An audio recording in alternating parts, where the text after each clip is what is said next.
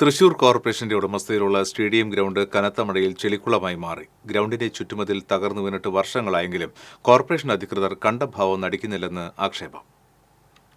തൃശൂർ നഗരഹൃദയത്തോട് ചേർന്ന് കിടക്കുന്ന രാമനിലയം റോഡിൽ ഇൻഡോർ സ്റ്റേഡിയത്തിന് മുന്നിലുള്ള ഗ്രൗണ്ടാണ് പാടത്തിന് സമാനമായ രീതിയിൽ ചെളിക്കുളമായി കിടക്കുന്നത്.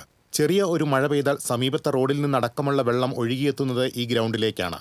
കാലങ്ങളായി കുണ്ടും കുഴിയുമായി കിടക്കുന്ന ഗ്രൗണ്ടിലെ കുഴികളിലെല്ലാം വെള്ളം നിറഞ്ഞ് ആളുകൾക്ക് നടക്കാൻ പോലും പറ്റാത്ത അവസ്ഥയിലാണ്. കോർപ്പറേഷൻ ഗ്രൗണ്ടിൽ രാവിലെ നടക്കാനും കളിക്കാനുമായി വരുന്നവരും ഗ്യാലറിയുടെ അടിയിലെ കച്ചവടക്കാരുമെല്ലാം ഇതുമൂലം വലിയ ദുരിതമാണ് നേരിടുന്നത്.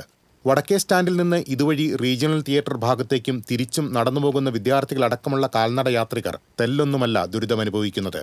ശരിയായ പരിപാലനമില്ലാതെ ഗ്രൗണ്ടിന്റെ മതിൽ തകർന്നു വീണിട്ട് കാലമേറെയായെങ്കിലും പുനർനിർമ്മിക്കാനോ പൊട്ടിപ്പൊളിഞ്ഞു കിടക്കുന്ന നടപ്പാത നവീകരിക്കാനോ ഇനിയും കോർപ്പറേഷൻ അധികൃതർക്ക് സാധിച്ചിട്ടില്ല. അനാഥമായി കിടക്കുന്ന ഈ ഗ്രൗണ്ട് ഇപ്പോൾ സാമൂഹ്യ വിരുദ്ധരുടെ താവളവും അനധികൃത വാഹന പാർക്കിംഗ് കേന്ദ്രവുമായി മാറിയിരിക്കുകയാണ്. ബന്ധപ്പെട്ടവർ ഇക്കാര്യത്തിൽ അടിയന്തര നടപടി സ്വീകരിക്കണമെന്നാണ് കായിക പ്രേമികളുടെയും പൊതുജനത്തിന്റെയും ആവശ്യം.